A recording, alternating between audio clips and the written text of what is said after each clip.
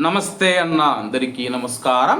కువైట్లోని ప్రవాసులు ఎవరైతే ఉన్నారో వాళ్ళతో ఇటీవల మనం చూసుకుంటే పోలీసులు చాలా ఫ్రెండ్లీగా ఉంటూ ఉన్నారు.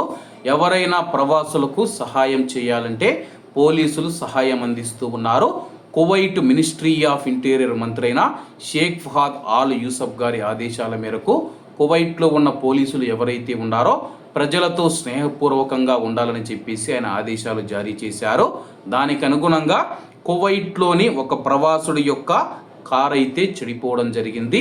అతనైతే పక్కన పార్కింగ్ చేసుకొని ఆ యొక్క డ్రైవర్ మనం చూసుకుంటే అలాగే ఇంజన్లో ఏదైనా సమస్య ఉందా అని చెప్పేసి చెక్ చేస్తూ ఉంటే అటువైపు పెట్రోలింగ్ చేస్తూ ఉన్న పోలీసులు ఎవరైతే ఉన్నారో వాళ్ళ యొక్క వాహనాన్ని సైడ్ ఆపేసి ఆ యొక్క ప్రవాసుడికైతే పోలీసులు అయితే సహాయం చేయడం జరిగింది. అలాగే ముఖ్యంగా మనం చూసుకుంటే ఒకవైపు కువైట్లో ఉష్ణోగ్రతలు పెరుగుతూ ఉన్నాయి, సహాయం చేసేదానికి ఎవరూ లేరు.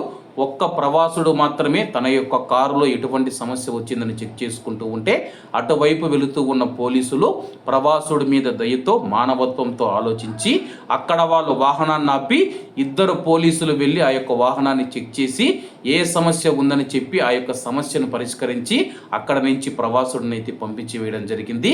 ఆ తర్వాత మనం చూసుకుంటే ఆ యొక్క ప్రవాసుడు స్థానిక మీడియాతో మాట్లాడుతూ పోలీసులకైతే ధన్యవాదాలు తెలపడం జరిగింది.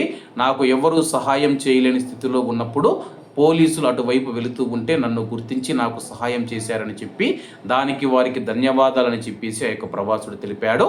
కాబట్టి అందరూ బాగుండాలి, అందులో మనం ఉండాలి. అందరికీ నమస్తే అన్న, జై హింద్.